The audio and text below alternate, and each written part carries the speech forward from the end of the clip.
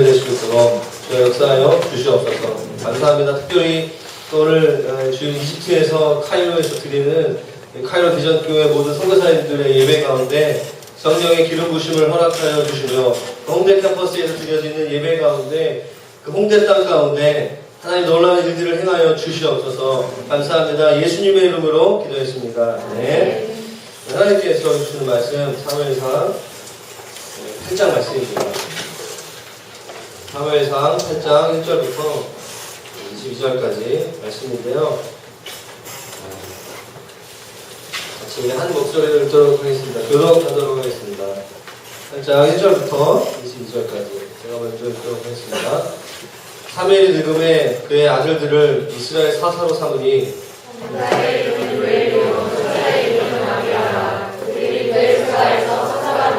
그의 아들들이 자기 아버지의 행위를 따르지 아니하고 이익을 따라 뇌물을 받고 판결을 굳게 하니라.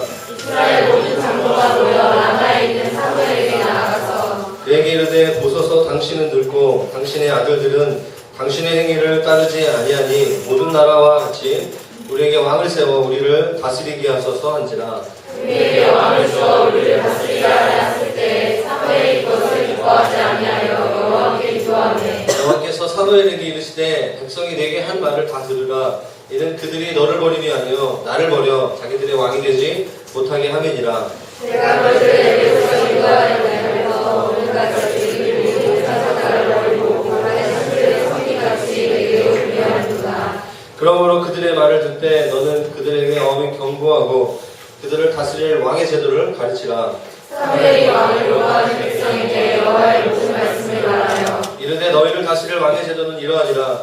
그가 너희 아들들을 데려다가 그의 병거와 말을 어거하게 하리니 그들이 그 병거 앞에서 달릴 것이며 그가 또 너희 아들들을 천부장과 오십부장을 삼을 것이며 자기 밭을 밟게 하고 자기 숯을 하게 할 것이며 자기 무기와 방과의 장비도 만들게 할 것이며 그가 또 너희의 딸들을 데려다가 향유 만드는 자와 요리하는 자와 떡 굽는 자로 삼을 것이며 그가 또 너희 밭과 포도원과 감람원에서 너희의 좋은 것을 가지하라 자기의 신하들에게 줄 것이며 그가 또 너희의 곡식과 포도원 소산의 11조를 거두어 자기의 관리와 신하에게 줄 것이며 그가 또 너희의 노비와 가장 아름다운 수명과 나귀들을 끌어다가 자기를 시킬 것이며 너희 양떼의 10분의 1을 거두어 가리니 너희가 그의 종이 될 것이라.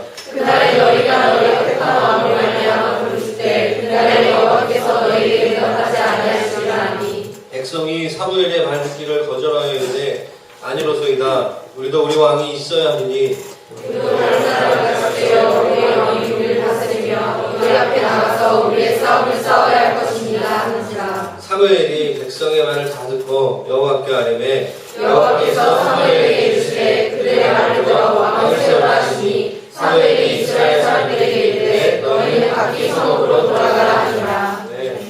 그럼 말씀 제목으로 왕을 요구하는 백성들 이라는 말씀 제목으로 하나의 말씀 증거하도록 하겠습니다. 계속해서 우리 사무엘상 말씀 이제 8장까지 왔습니다. 8장까지 왔고요.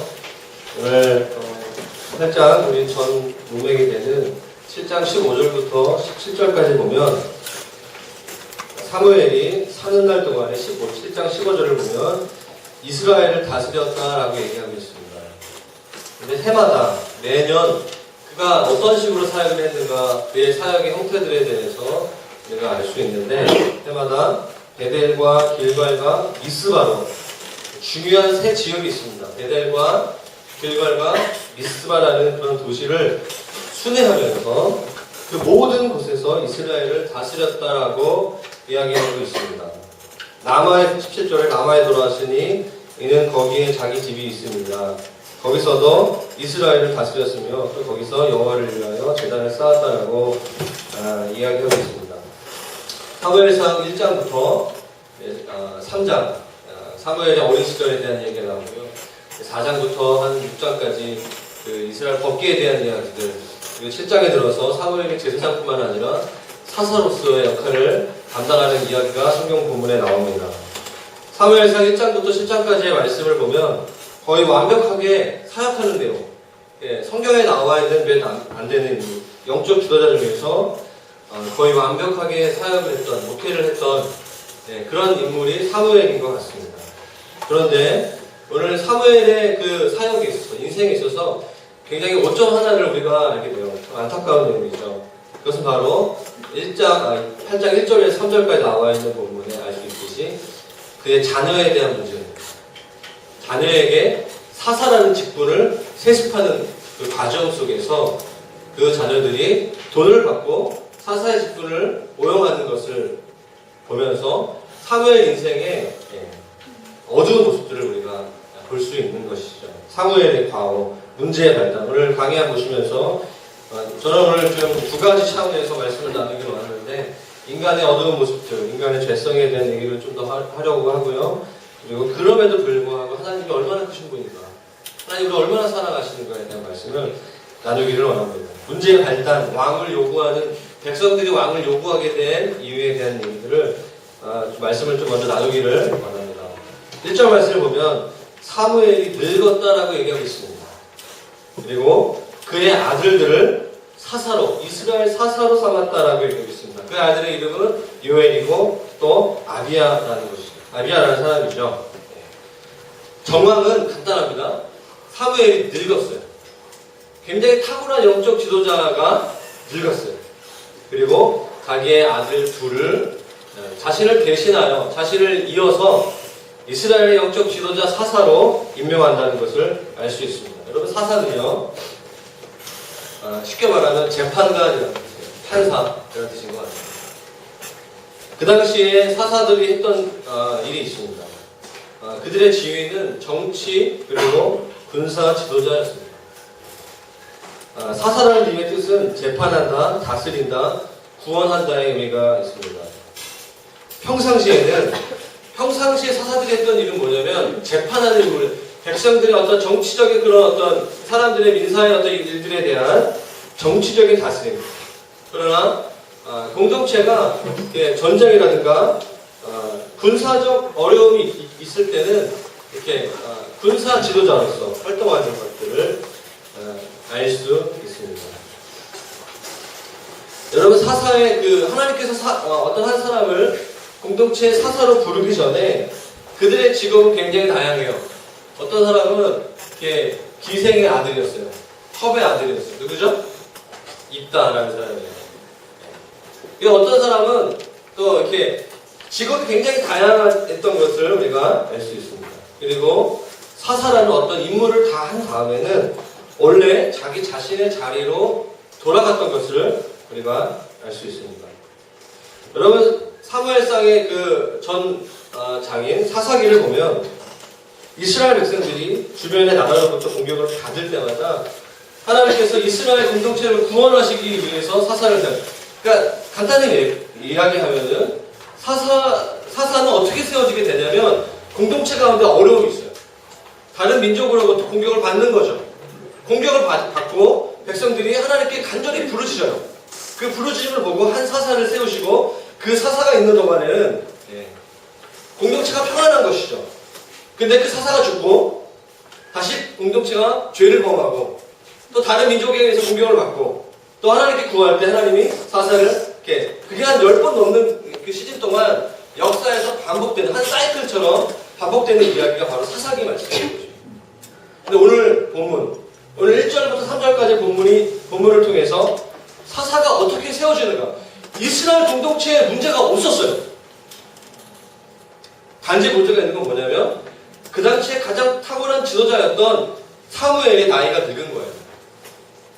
사무엘의 나이가 늙었기 때문에 자신의 영적 지도력을 자신의 아들들에게 준 것이었어요.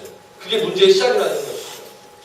원래 사사가 태어나야 된 이유는 뭐냐면 공동체에 어려움이 있어요. 그러니까 지금 우리로 말하는 것이 아니라 그 당시에 사사가 태어나게 되는 배경에 대한 제가 이야기를 하는 것이죠. 그리고 사사는 이스라엘 전체를 다스리기보다는 지역적으로 다스렸어요. 어떤 한 지역에 특정 지역, 자기가 부름받은 어떤 특정 지역에. 그리고 사사기에 나오는 모든 사사들은 관계를 통하여서 자신의 사사 직분이 세습되지 않았어요. 한 명도 사사를 세습한 사람이 없었던 것이죠. 하나님의 계획이 없었던 것이에요. 그리고 제 목소리가 좀 이상하죠, 오늘. 감기 기운이 있어서 제가 맑습니까 목소리가? 잘 들려요? 네. 할렐루야. 사사는 세습되지 않았어요. 그러나 오늘 사무엘상 8장에 나오는 사사가 세워지는 과정은 이스라엘 백성들이 침략을 받는 상황도 아니었고 마지막 사사였던 사무엘이 늙은 상황이었고 백성들의 간절한 부르짖음도 없는 상황이었고 하나님께서 사무엘의 자녀인 요엘과 아비야라는 사람을 사사로 세웠다라는 그들에게 기름 부었다라는 그런 내용이 없어요. 그냥 1절 말씀에 사무엘이 늙음에 그의 아들들을 이스라엘 사사로 사무엘이 삼았다는 내용을 알 수 있습니다. 이것이 사무엘의 고점이었어요. 이것이 왕이 세워지게 되는 굉장히 어떤 발단이었던 것입니다. 근데 2절을 보면 그것을 더 증명할 수 있는 본문인데요. 그 이름이 나오고 그들이 어디죠? 브엘세바에서 사사가 되었다라고 이야기하고 있습니다. 아까 제가 그 7장의 후반부 말씀을 보면 사무엘이 라마에 살면서 베델과 길갈과 미스바라는 지역, 여러분 그 지역 이름을 몰라도 상관없어요. 그 지역을 다스리면서 이렇게 사사의 직분을 감당했던 것이죠. 다시 말하면 그 도시들이 굉장히 중요한 도시예요. 그러니까 이스라엘의 그 성경의 구약 성경을 보면 이스라엘의 그 지리적 가장 북쪽의 지역과 가장 최남단의 지역을 뭐 단으로부터 부엘세베까지 이런 표현들이 많이 나와요. 그러니까 다시 말하면 부엘세베가 그 당시 이스라엘 국경의 가장 남쪽에 해당되는 지역의 이름이었던 거예요. 성경 고고학자들이 그 당시에 부엘세바에는 약 인구가 한 200명 가량 살았다. 그러니까 지금으로 말하면 우리 대한민국의 최남단 마라도 있잖아요. 그 안되는 마라도 누가 가오겠습니까? 여행 삼아서 평생 한두 번 갈까 말까 하는 도시가 마라도죠. 부엘세바는 그 당시에 중요한 도시가 아니었어요. 그 당시에 주목받는 도시도 아니었고 저 맨 끝에 거기가 국경을 잇는 도시에 불과한 최남방 지역에 있었던 그런 도시 이름이 부엘세바인 것이죠. 여러분 사사는요 그 당시에 영적 지도자였어요. 사사를 세우는데 왜 부엘세바에서 세우겠습니까? 예, 힌트예요. 힌트. 이게 성경에 나와 있는 힌트인 것이죠. 그들이 부엘세바에서 사사가 됐다는 것은 전 이스라엘 공동체 백성들의 지지와 환영 속에서 그들이 사사가 된 것이 아니라 사무엘과 그들의 아들과 몇 명의 일가 친척들이 모여서 그냥 이렇게 임시적으로 그냥 이렇게 좀 약간 좀 이렇게 행정적으로 그냥 쉽게 되는 그런 상황이라고 우리가 볼 수 있는 것입니다. 하나님께서 기뻐하지 않은 그런 사람 세우기였다라고 우리가 해석할 수 있다는 것이죠. 부엘세바에서 사사를 세웠다는 것은 그런 메시지가 담겨 있는 것입니다. 만약 하나님으로부터 온 부르심이 있다던가 백성들이 공감할 만한 상황이었다면 아마 사무엘이 고향이었던 라마 또는 미스바라든가 베델과 길갈이라는 지역에서 사사 이양직이 아마 있었을 것입니다. 그게 문제의 발단입니다. 여러분 사람은 잘못 세웠기 때문에 그렇게 세워진 그 사무엘의 자녀들이 사사직을 잘 수행했을 리가 없죠. 3절을 말씀하고 같이 볼까요? 다시 한번 한 목소리를 들어보겠습니다. 시작. 내 아들들이 아버지의 행위를 따르지 아니하고 이 일을 따라 욕을 받고 형편을 붙게 하니라. 네. 자신의 아버지 행위를 따르지 아니하고 이익을 따라서 돈 받고 권력을 남용하는 모습, 뇌물을 받고 판결을 굳게 한 거죠. 판결을 자기 그 돈을 주는 사람에게 유리한 쪽으로 했다는 것이죠. 권력을 남용하는 모습, 뇌물을 받는 모습, 또 심하게 말하면 돈의 노예가 되는 모습들. 하나님의 세우신 정치 지도자, 군사 지도자의 사사가 돈에 의해서 지배받는 모습들을 우리가 볼 수 있는 것이죠. 여러분 이 모습은요 사무엘상 2장과 3장에 나와 있는 상황과 비슷한 것 같습니다. 누구죠? 그 사무엘의 영적 리더였던 엘리 제사장의 두 아들 홈니와 비느하스. 그 집이 전쟁으로 하루아침에 다 죽게 되는, 엘리가 죽고 아들들이 죽고 며느리가 죽게 되는, 그게 사무엘상 2장과 3장에 나와 있는 그 모습과 약간 비슷한 모습들을 다시 사무엘의 그 집안에서 그런 일들이 일어났던 것을 우리가 볼 수 있는 것이죠. 참 안타까운 내용이에요.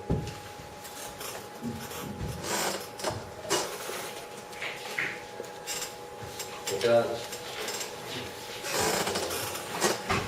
흥분해서 장을 한꺼번에 넘겨가지고 한 묵상해 보시기 바랍니다. 사무엘의 영적인 리더는 엘리였고, 엘리의 그 마지막 그 집안이 어떻게 망했는가를 자기가 제사장으로 처음 사졌을 때 그것을 알고 있었던 것이죠. 그러나 사무엘도 자신의 아들들의 그 비리를 막기에는 어려웠던 것 같아요. 이것을 통해서 우리가 알 수 있는 것이 무엇일까? 자신의 영적인 권세와 능력보다 더 많은 지위를, 더 많은 능력을 얻게 되면 타락하거나 변질될 수 있다는 거죠. 사무엘의 아들들. 그러니까 사무엘이 너무 욕심이 과했던 것 같아요. 이스라엘 사사의 직분이 얼마나 크고 굉장히 어려운 일인데 자신들의 아들을 사랑한 나머지 아마 그 직분을 준 것 같아요. 엄청난 것이죠. 근데 우리가 사무엘을 한번 묵상해 보십시오. 사무엘은 나시인이었어요. 어렸을 때부터 10대 젖을 뗄 때부터 만 3세가 될 때부터 하나님의 임재가 있는 그 예배처소에서 정말 구별된 아이로 살았던 것이죠. 하나님의 말씀이 들리지 않았던 시대에 하나님의 음성을 들었고, 어머니 한나의 신앙을 이어받아서 영적 광야와도 같은 시기들을 통과했던 위대한 인물이 사무엘이었습니다. 그런데 그의 아들인 요엘과 아비야는 아마 자신의 아버지와는 전혀 다른 배경에서 살았던 것이죠. 예상하기로는 사무엘의 10대와 그의 아들들의 10대는 굉장히 다른 것이에요. 다시 말하면 그들이 가야 될 영적 여정이 있고 사무엘이 가야 될 영적 여정이 있다는 것이에요. 자신의 아버지와 다른 영적 배경에서 출생했고 자랐는데 더 높은 영적인 어떤 위치와 그런 타이틀을 자신 아버지의 욕심과 그 상황 속에서 물려받았을 때 공동체에 어려움이 있게 된 것이죠. 저는 이 말씀을 보면서 오늘날에도 참 한국 교회에 이런 모습들이 많이 있다는 생각을 하게 되었어요. 제가 뭐 다 얘기하지는 않겠습니다. 제가 얘기하면 또 한도 끝도 없기 때문에 이 모습들을 통해서 우리가 하나님께 구해야 될 것은 무엇이냐면 자신의 영적인 능력과 권세와 하나님을 아는 지식 이상으로 하나님이 우리를 쓰시는 것에 대해서, 하나님이 우리에게 어떤 위치를 주시는 것에 대해서 우리 조심해야 돼요. 겸손해야 됩니다. 하나님이 우리의 인생에 앞길을 열어주시고 우리에게 어떤 길을 인도하실 때 우리가 하나님을 아는 지식만큼, 우리가 하나님 앞에서 영적인 광야를 통과한 것만큼, 그 분량만큼 하나님이 우리를 사용하시고 하나님 우리에게 기름 부으시도록 우리가 간구해야 될 줄 믿습니다. 이해되시죠? 네. 겸손해야 돼요. 우리가 내가 하나님께 쓰임받고 싶어요. 하나님, 제가 하나님 나라에 정말 귀한 사람이 되고 싶습니다. 기도하는데 자기가 하나님을 아는 지식이 없고 자기가 하나님을 경험하기 부족한데 막상 하나님께서 그런 위치 가운데 주신다 할지라도, 어떤 사람이 그런 위치를 준다 할지라도 다 뽀록나게 돼 있어요. 전문적으로 다 드러나게 돼 있어요. 참 이게 다 부끄러운 거죠. 참 무서운 겁니다. 어쨌든 저는 이게 핵심 메시지는 아니기 때문에 넘어가도록 하겠는데요. 4절 말씀을 보면 그 모습을 보고 이스라엘 모든 장로가 모여서 라마에 있는 사무엘에게 나아갔다라고 이야기하고 있습니다. 이스라엘 12지파의 장로들이 사무엘에게 나아가서 이야기하는 것이죠. 5절 말씀에 보소서 당신은 늙고 당신의 아들들은 당신의 행위를 따르지 아니하니, 여기서 중요한 말씀, 모든 나라와 같이, 모든 나라처럼. 사실은 당신이 늙고 당신의 아들들이 당신의 행위를 따르지 않는 건 맞아요. 맞죠? 네. 그런데 여기서 장로들의 결정 이유, 모든 나라처럼, 다른 나라들이, 주변에 있는 모든 나라들이 그렇게 하니까 우리도 그렇게 해야 한다. 모든 나라와 같이 우리에게 왕을 세워 우리를 다스리게 하소서. 문제의 발단은 사무엘과 그 자녀들에게 있을 수 있어요. 그러나 그 공동체의 지도자들이 내린 결정은 모든 나라처럼이에요. 여러분, 그 당시에는요, 왕의 시대가 아니었어요. 왕정 시대가 아니었습니다. 사사 시대였어요. 백성들이 어려움이 있으면 백성들은 하나님께 부르짖었어요. 백성들이 가장 많이 했던 건 뭐냐면 하나님께 간절히 부르짖는 거였어요. 그럼 하나님께서 한 구원자 사사를 허락하신 거예요. 장로들이 해야 될 일은 부르짖으면서 하나님께 우리에게 더 좋은 사사, 하나님 마음에 합한 사무엘과 같은 그런 사람을 우리에게 주십시오라고 하나님께 요구해야 되는 거예요. 사무엘에게. 그러나 그들이 얘기한 건 뭐냐면 모든 나라처럼, 다른 나라처럼. 사랑 여러분, 하나님은요 이스라엘 백성들을 독특하게 인도해 가셨습니다. 주변의 나라들과 사람들이 어떻게 살건 상관없이 하나님의 나라, 하나님의 백성, 이스라엘 백성들을 하나님께서 독특하게 인도해 가신 거예요. 믿으십니까? 주위의 많은 나라들이 어떻게 산다 할지라도 하나님은 하나님의 백성들, 이스라엘 백성들이 하나님의 방법으로 하나님의 질서에 따라서 살아가기를 원했던 거예요.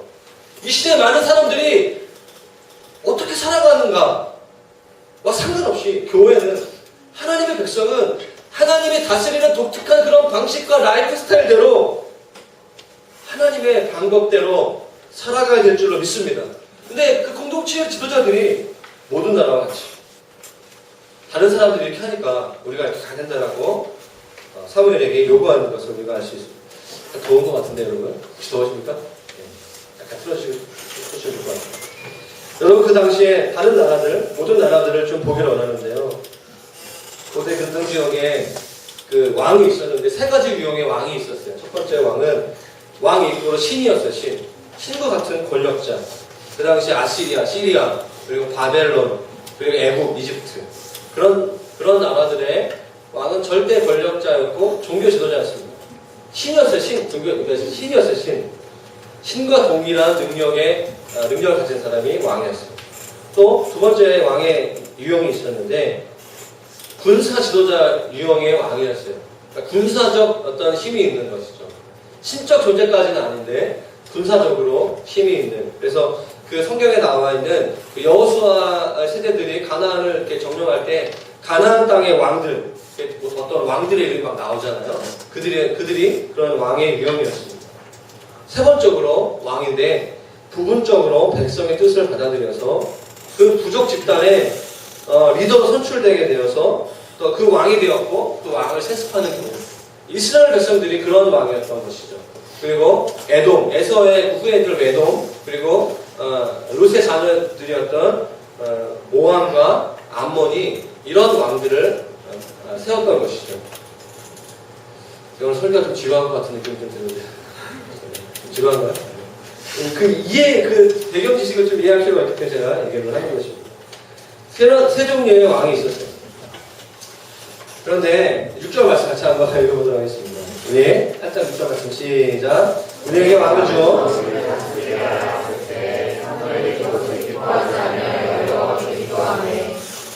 사무엘이 그것을 기뻐하지 않았어요.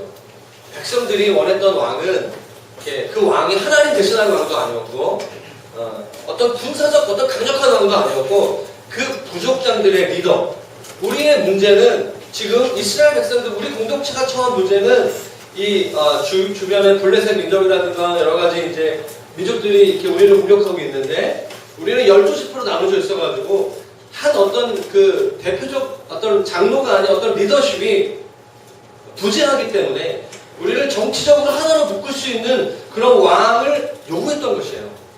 그들이 원했던 왕의 수준은 제가 일단 세 번째 왕의 수준이었던 것이죠. 근데 사무엘이 기뻐하지 않았어요.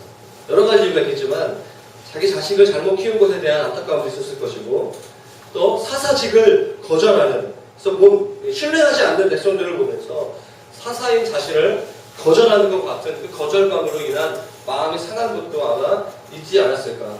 또 이렇게 나이를 많이 먹으면 저도 아직 나이를 많이 먹지 않았는데 이제 젊습니다. 이제 40대에 들어갈 때 아주 젊습니다. 한 80이 넘어가면 마음이 약해지잖아요. 그래서 막 이렇게 다음 세대들이 막 이렇게 그 전 세대들에 대해서 막 부정적으로 피드백을 하면 마음이 상하잖아요. 그래서 어른들 대할 때는 이렇게 부드럽게 이제 돌려서 얘기를 하는 게 되게 지혜로운 건데요.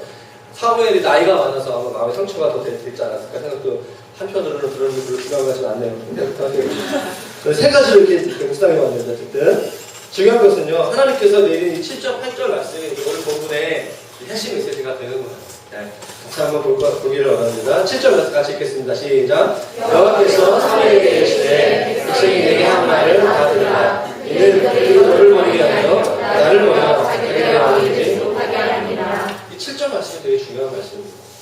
사무엘에게 말합니다. 사무엘이 이렇게 거절감에 이렇게 해서 하나님, 제가 아들을 잘못 키웠습니다. 제가 세습한 거 제가 잘못했습니다. 이렇게 눌린 거죠. 근데 하나님이 사무엘에게 말씀하는 게 뭐죠? 야, 내 말 잘 들어. 너가 잘못한 것 때문에 그들이 너를 버린 것이 아니라 나를 버려 자기들이 나를 그들의 왕이 되지 못하게 하느니라. 그 말이에요. 다시 말하면 하나님 자신이 그 백성들의 왕이 되지 못하게 하기 위해서 너에게 왕을 요구한 것이지 너가 잘못한 것이 아니다라고 하나님께서 사무엘에게 말씀하시는 내용인 것이죠. 그러시면서 8절 말씀에 안타까워하시면서 말씀하시죠. 내가 그들을 애굽에서 인도하여 낸 날부터 오늘까지 그들의 모든 행사로 나를 버리고 다른 신들을 섬긴 같이 너에게도 마찬가지입니다. 아마 이 말을 들었을 때 사무엘은 굉장히 위로가 되면서도 백성들을 향한 안타까운 마음이 있었을 것 같아요. 제가 이 말씀을 좀 묵상하면서, 한 주간 동안 묵상하면서 저의 모습을 좀 돌아보게 되었고 우리들의 모습을 좀 돌아보게 되었습니다. 여러분, 그 당시에 그 백성들을 제가 좀 적용으로 넘어가기로 원하는데요. 왕이 생기게 되면 그 정치적으로 군사적으로 하나가 되기 때문에 강력한 군대를 가질 수 있었어요. 그래서 그 당시에 주변 나라들처럼 강력한 이렇게 군사적으로 준비가 되는 거죠. 강대국이 될 수 있었던 것이죠. 매번 전투가 일어날 때마다 이렇게 리더가 바뀌고 하나님께 막 간절히 기도해야 돼요. 얼마나 번거로워요. 왕이 있으면 시스템이 되는 거죠. 그래서 사람들을 지파마다 몇 명씩 착출하고 해가지고 군대를 만들어가지고 강력하게 맨날 훈련시키고 그런 시스템을 만들어 놓으면 편하잖아요. 근데 왕이 없으면 매번 이렇게 그때마다 하나님께 구하고 하나님의 음성을 듣고 가야 되는 거예요. 그게 번거로운 거죠. 그래서 왕을 요구하게 된 거죠. 강대국이 되는 것을 왕을 세워서 이스라엘 백성들이 강력한 나라가 되는 것, 그것이 하나님께서 왕을 원하시지 않았던 이유입니다. 이것을 아셔야 돼요. 인간들 중에서 인간을 다스리는 왕이 생김으로 말미암아 참된 왕, 참된 지도자인 백성들이 하나님을 잃어버리게 되기 때문이었어요. 그게 하나님께서, 사무엘도 그렇고 하나님께서 왕을 원하지 않았던 이유인 것이죠. 여러분, 이스라엘 백성들이 왕을 원했던 것은 잘못은 아니에요. 하나님은 이미 이번 주 성경 통독 시간에 신명기 17장 14절에서 20절 말씀에 왕의 제도의 가능성을 미리 언급하셨습니다. 그럴 수도 있다. 백성들이 왕을 요구하게 될 수도 있을 것이다 라고 하나님께서 미리 복선으로 깔려주셨어요. 그런데 하나님의 원래 계획, 하나님의 마음은 눈에 보이는 왕이 아니라 눈에 보이지 않지만 역사하시는 참된 왕이신 이스라엘 백성들이 그 하나님만을 섬기기를 원했던 것이에요. 그것이 하나님의 마음인 것이죠. 여러분, 이렇게 사무엘의 시대, 마지막 시대에 사무엘이 죽기 전에 오늘 8장의 그 시대의 사람들과 여호수아와 함께했던 세대들과는 엄청난 차이가 있어요. 여호수아 세대의 사람들은요, 왕을 요구하지 않았어요. 여호수아 세대의 사람들은요, 가나안 전투에서 전투할 때마다 하나님께 묻고 하나님께 기도하면서 하나님이 원하시는 방법대로 여호수아와 함께 전투에 참여했던 것입니다. 유일하게 한번 아이성 전투에서 교만해서 이렇게 했던 거 빼고, 그들의 그 세대를 묵상해 보면 40년 동안 광야에서 불기둥과 구름 기둥으로 훈련된 세대였던 것이죠. 그게 뭐죠?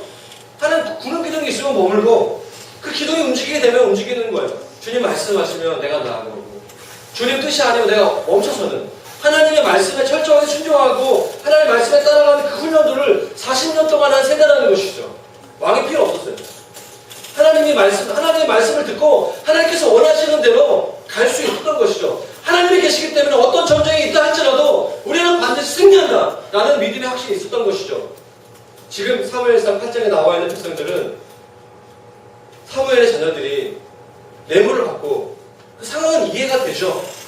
하나님께 왕을 구하는 거예요. 여러분 이것을 좀 묵상해 보시기를 바랍니다. 여러분 왕을 세운다는 것은 자신의 인간적인 능력으로 자신의 문제와 어려움을 해결하겠다는 의지의 표현인 것이에요. 하나님께서 기뻐하지 않으셨던 것이에요. 왕을 원하는 우리들의 습성.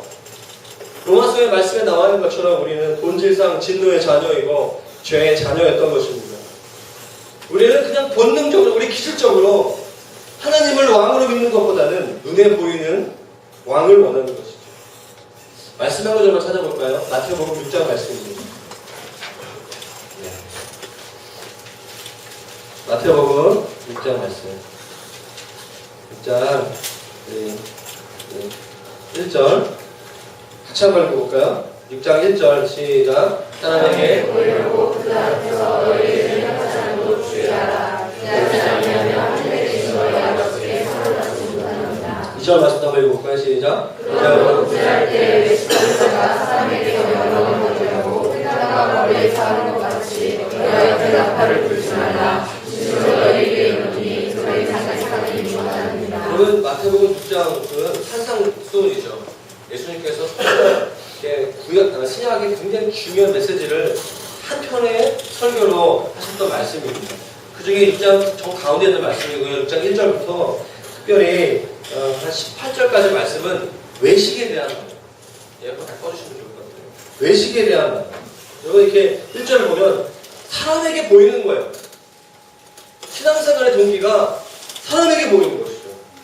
그들 앞에서 의를 행하지 않도록 주의하라. 주님이 굉장히 그 산상수훈 말씀에서 굉장히 중요하게 복음서 말씀에 굉장히 강조하면서 말씀하셨던 게 뭐냐면 너희는 외식하는 신앙생활 형태를 버리라고 말씀하셨어요.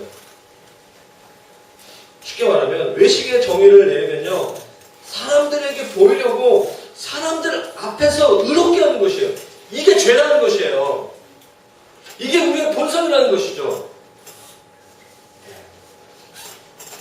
이렇게 행하면요 1절 말씀에 하늘에 계신 너의 아버지께 상을 받지 못하니라. 그러므로 구제할 때는 외식하는 자가 사람에게서 영광을, 사람에게 잘하면 이렇게 구제헌금을 하거나 어떤 걸 주면 사람들이 그 받는 사람이 기뻐하잖아요. 그러니까 그 사람으로부터 영광을 받는 거죠. 예. 그러면 하나님 나라에 상급이 없다라고 말하는 거죠. 그렇기 때문에 여기 말씀에 기도할 때는 너희는 바리새인과 서기관들처럼 일주일에 금식하고 사람들 앞에서 보여지기 위해서 금식하는 기도한 태도를 보이는 것이 중요한 것이 아니라 아무도 없을 때 골방에 가서 기도하고 너희가 구제할 때는 아무도 모르게 겸손하게 하라고 주님께서 말씀하셨던 것이죠. 그럴 때 하늘의 상급이 크다라고 주님께서 말씀하셨던 것이죠. 외식. 제가 외식을 왜 얘기할 거예요? 그 본성을 얘기하는 거예요. 여러분 외식하는 우리의 본성을 이렇게 거스르기 위해서는요 하나님께 잘 보이기 위해서 하나님 앞에서 의롭게 사는 거예요.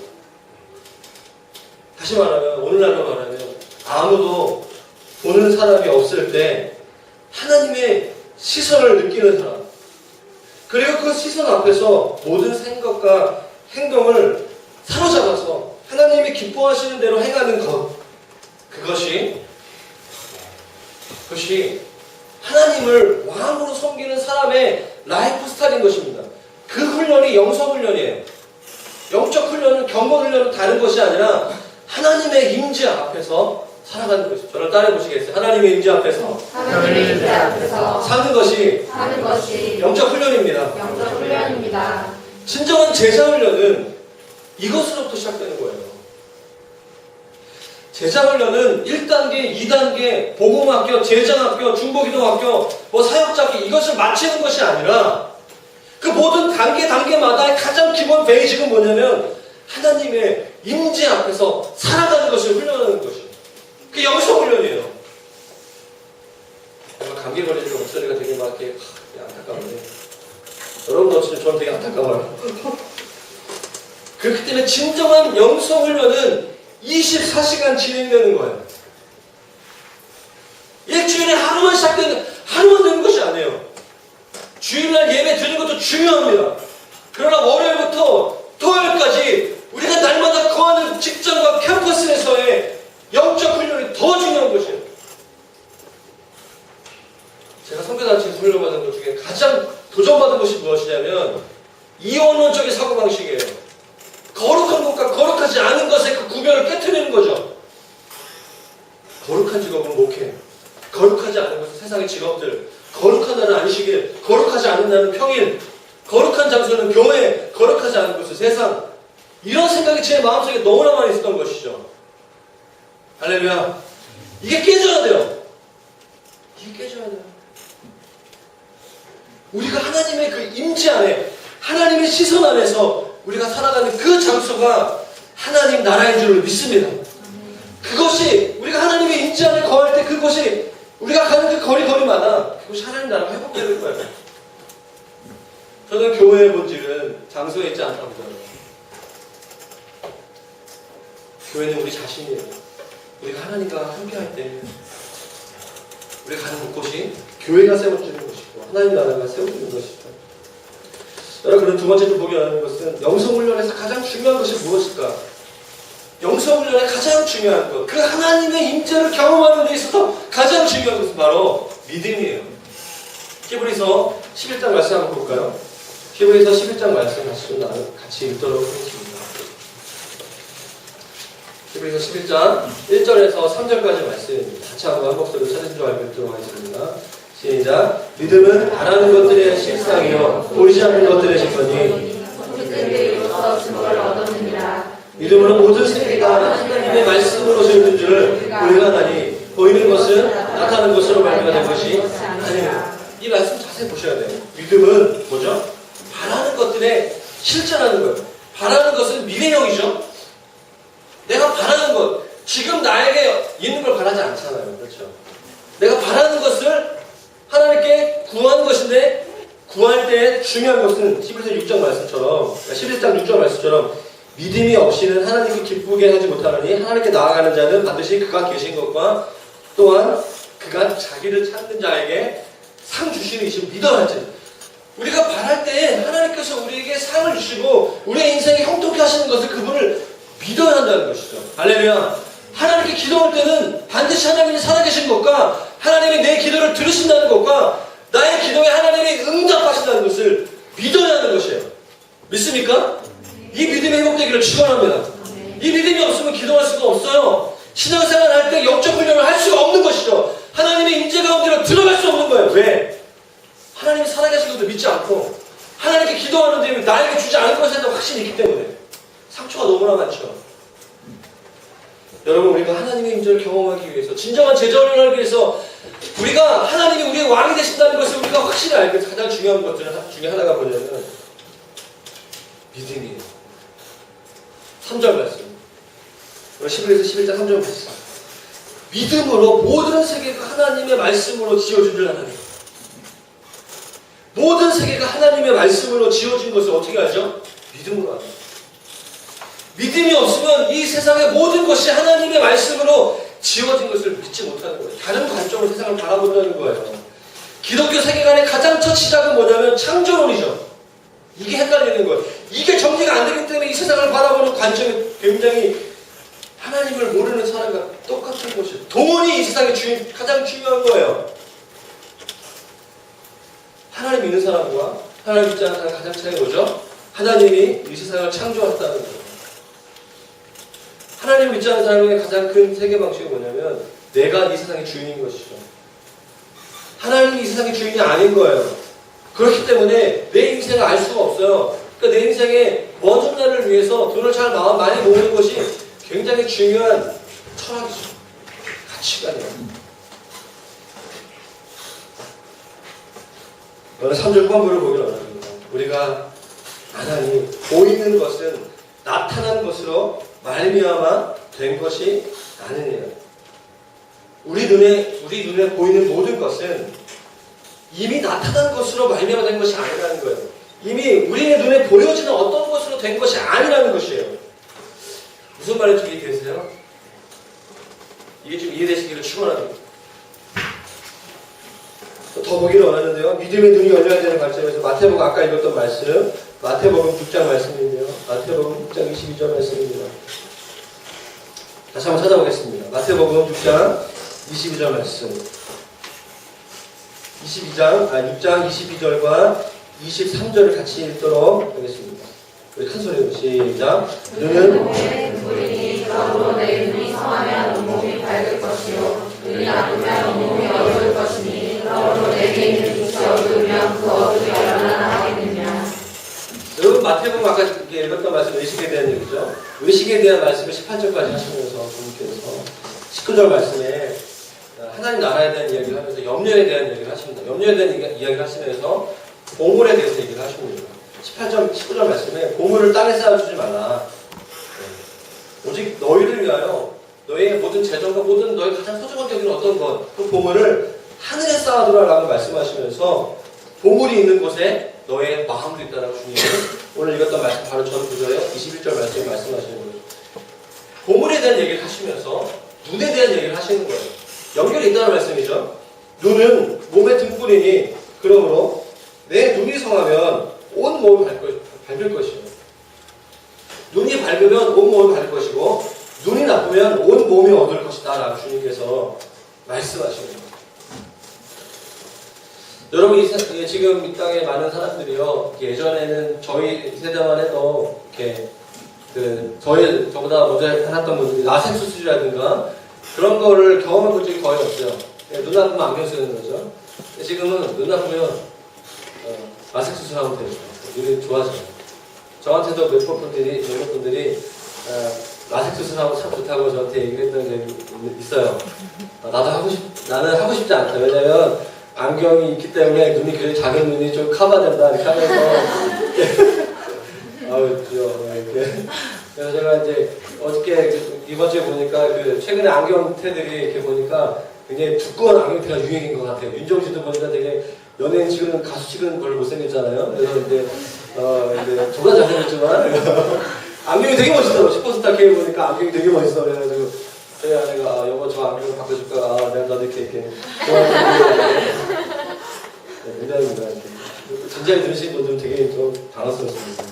눈이 밝아지면요. 눈이 밝아지기 위해서는 라섹 수술을 하죠. 한 100만 원에서 비싸면 어떤 걸 하면 몇백만 원을 들여서 이렇게 수술을 하죠. 그것도 어떻게 보면 평생 만약에 안경테를 쓰지 않는다면 돈이 더 오히려 쌀 수도 있겠다는 생각이 들어요. 돈을 들여서 수술을 하죠. 근데 오늘 말씀처럼 우리 영적인 눈이 밝아지기 위해서는 영적 수술을 해야 돼요. 우리의 그 눈의 그 시력을 좋게 하기 위해서는 라섹 수술을 하는 것처럼 우리가 하나님을 보고 우리가 이스라엘 백성들처럼 눈에 보이는 왕을 구하지 않으려면 우리에게 눈에 보이지 않는 하나님의 그 실제를 볼 수 있는 영의 눈이 열려야 될 줄로 있습니다. 영적 수술을 해야 돼요. 다시 말하면 믿음의 눈으로 모든 것을 볼 수 있는 수술. 이 세상을 믿음의 관점에서 봐야 된다는 것이에요. 여러분 믿음이 있으십니까? 하나님을 볼 때 믿음으로 보십니까? 믿음이라는 렌즈로 보셔야 돼요. 우리의 눈으로 보이는 모든 것들은 보이지 않는 하나님의 손길. 요한복음 1장 말씀을 보면요. 하나님은 말씀으로 이 세상을 창조했다라고 말씀하고 있습니다.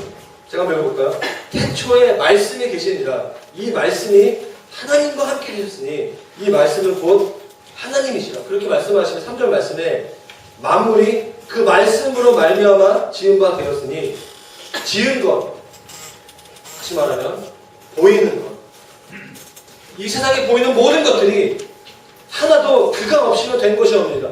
다시 말하면 그는 말씀을 얘기하고 있어요. 말씀이 아닌 것으로는 된 것이 없다는 하나님이 창세기 말씀을 보십시오. 하나님이 빛이 있으라 하시니 말씀하시니 빛이 있는 거예요. 하나님이 사람이 있으라 말씀하시니 사람이 있게 된 것이죠. 할렐루야. 말씀이 아닌 것으로 된 것이 없다는 것이에요. 다시 말하면 우리가 이 세상을 하나님이 참된 왕으로 보기 위해서는 그 말씀으로 지어진 이 세상을 믿음의 눈으로 볼 수 있어야 돼요. 우리에게 말씀이 와야 돼요. 여러분 기독교가 기독교 되기 위해서 기독교가 슈퍼내추럴 초자연적인 영역, 신비의 영역으로 이 땅에 빛과 소망이 되기 위해서는 말씀에 들어와야 돼요. 말씀에 들어와서 우리의 눈이 열려야 돼요. 믿음의 눈이 열려야 돼요. 우리 자신의 믿음의 눈이 열려서 오늘 마태복음 6장 21절에 나와 있는 것처럼 눈이 몸에 들끓는 것이죠. 눈이 성하면 온 몸이 밝게 되는 것이죠. 눈이 어두우면 몸이 어두운 것이에요. 그러므로 내게 있는 빛이 어두우면 그 어둠이 얼마나 더하게 됩니다. 교회가 힘을 잃어가는 거죠. 사랑하는 여러분, 말씀이 우리가 들어오게 되면 빛이 증가되는 것이고, 빛이 증가되게 되면 우리의 삶이 정결하게 되는 거예요. 깨끗하게 되는 것이에요. 마음이 청결하게 되는 것이죠. 우리의 본성은 죄로 물들어 있지만 우리에게 말씀이 들어오고 믿음의 눈이 열리기 시작하면 우리의 마음이 청결해지는 거죠. 마태복음 5장 9절 말씀에 이런 말씀이 있어요. 산상수훈의 복에 대해서 주님 말씀하셔서 이렇게 말씀하고 계십니다. 마음이 청결한 자는 복이 있나니 뭐죠? 그들이 하나님을 볼 것이다. 왜 하나님 못 보죠? 마음이 청결하지 않기 때문에. 마음속에 두 마음이 있는 거예요. 염려의 정의는 두 마음이에요. 염려한다는 것은, 걱정한다는 것은, 두렵다는 것은 내 마음에 두려움이 있다는 것이에요. 말을 잘못. 두 마음이 있다는 거예요. 두 마음. 죄송합니다. 두려움이 아니라 두 마음. 두 마음. 그게 여러분 오늘 돌아가셔서 이번 한 주간 동안에 산상수훈 말씀을 좀 다시 한번 했으면 좋겠어요. 6장 제가 눈에 대한 얘기 하면서 24절 이런 말씀이 있어요. 한 사람이 두 주인을 섬기지 못할 것이니 이를 미워하고 저를 사랑할 것이다. 한 마음을 미워하고 한 마음을 사랑해야 돼요. 그러므로 내가 너희에게 이르노니 목숨을 위하여 무엇을 먹을까? 몸을 위하여 무엇을 입을까? 염려하지 마라. 이렇게 말씀하시는 거예요. 너희 중에 누가 염려하면 그 길을 한 해나 더 할 수 있느냐? 그러므로 염려하려기를 무엇을 먹을까 무엇을 먹을까? 염려하지 마라. 32절에 이것은 다 이방인들이 구하는, 쉽게 말하면 예수 안 믿는 사람들이 구하는 것이다 라고 얘기하는 거예요. 예수 믿는 자가 염려한다면 사실은 그 사람은 예수 안 믿는다는 얘기죠. 그렇게 말씀하시는 거예요. 두 마음은 있는 거죠. 이는 하늘 아버지께서 모든 것이 너희에게 있어야 할 줄을 아느니라.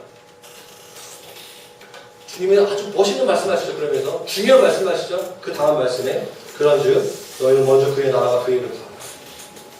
이 말씀이에요. 사랑하는 여러분, 제가 한 달 전에 제 얘기하고 좀 정리하고 마치도록 하겠습니다. 저희 장인어른이 최근에 이제 교회를 몇 번 나가기 시작하셨어요. 춘천에 사시는데 춘천에 굉장히 많이 모이는 이렇게 교회를 한 두세 군데 옮기시면서 참 이렇게 저도 이제 저희 아내랑 기도하면서 저희 장인어른이 좀 이렇게 좋은 교회에 다닐 수 있도록 기도를 했는데요.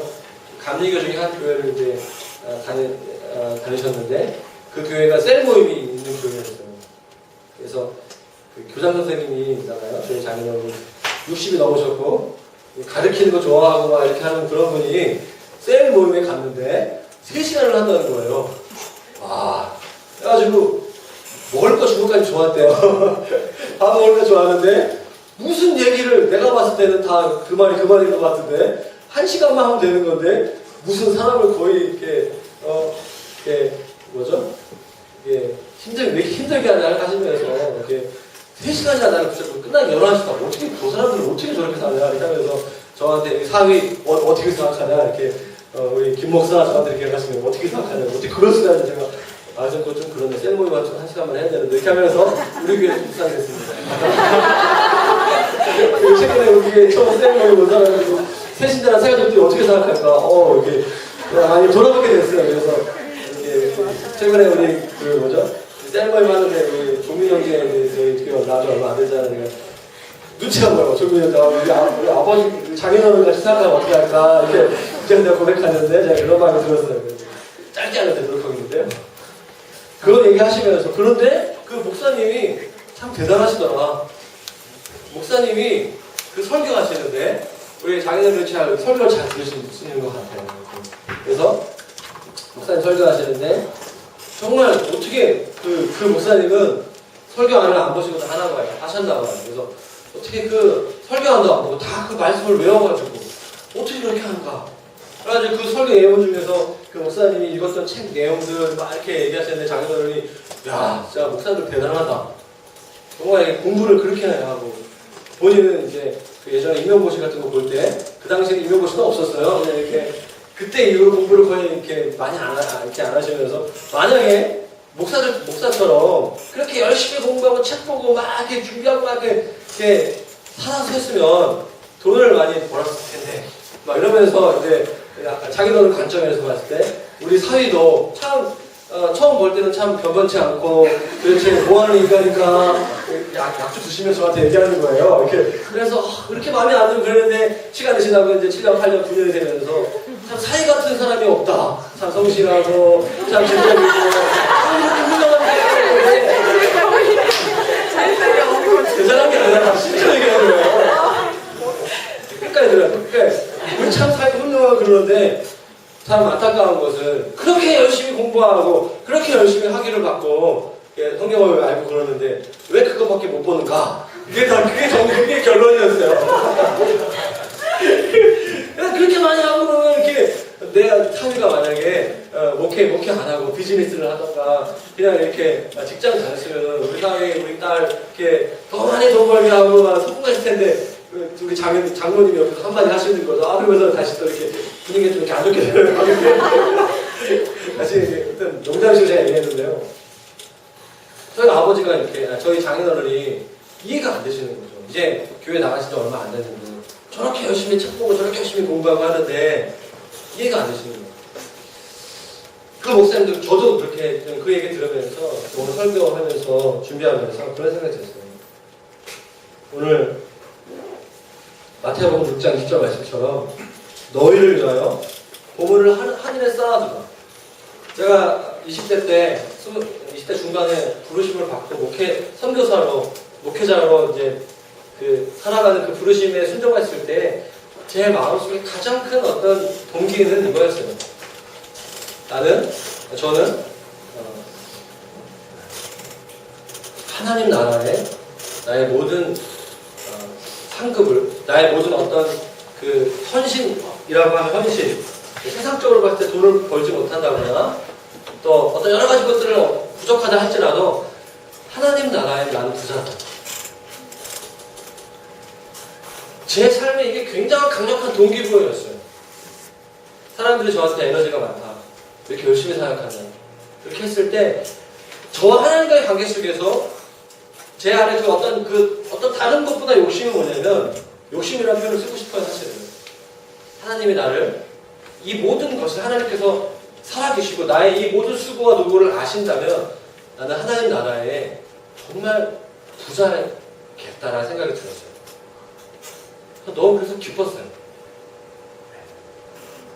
오늘도 제 삶에 이렇게 이 고백이 저의 진정한 고백이라고 좀 여러분들이 인정해 줬으면 좋겠어요. 전사에 설교하기 위해서 하는 고백 아니에요. 이게 없으면 저는 저의 목회와 또 이 땅에 있는 목회자들의 어떤 사역자들의 그 파운데이션, 기초가 무너지는 거죠. 무너지는 거예요. 이 땅에서 잘 먹고 잘 사는 것에 집중했다면 교회가 부흥되고 재정이 많아지고 그래서 좋은 차를 타고 좋은 집을 얻고 그게 저의 유일한 목적이었을 거예요. 사람들한테 명성을 얻고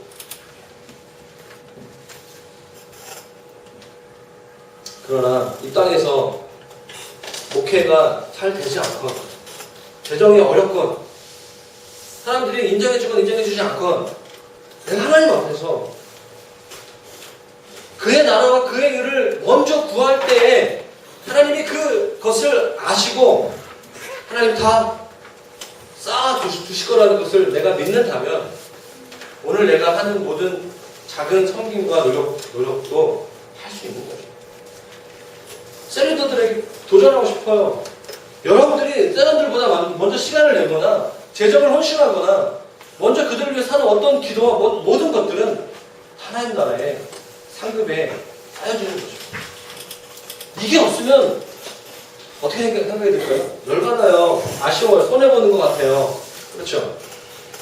이걸 아셔야 돼요. 먼저 그의 나라와 그의 의를 구한다는 것이 무엇인가? 이것이 믿음의 눈으로 하나님 나라의 관점에 열리게 될 때 상상해 보십시오. 우리가 이 땅에서 은행에 돈을 적금하게 되면 기쁘잖아요. 저도 이렇게 매달 제가 한 6년 전에 저희 아내가 한 20만 원씩 저 어머니 형편에 적금을 한 게 있어요. 근데 이제 내년에 탑니다.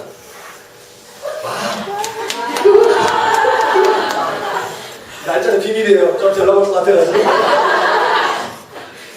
얼마 안 남았어. 한 3번인가 4번 남았어요. 아내가 이거 어떻게 쓸 것인가.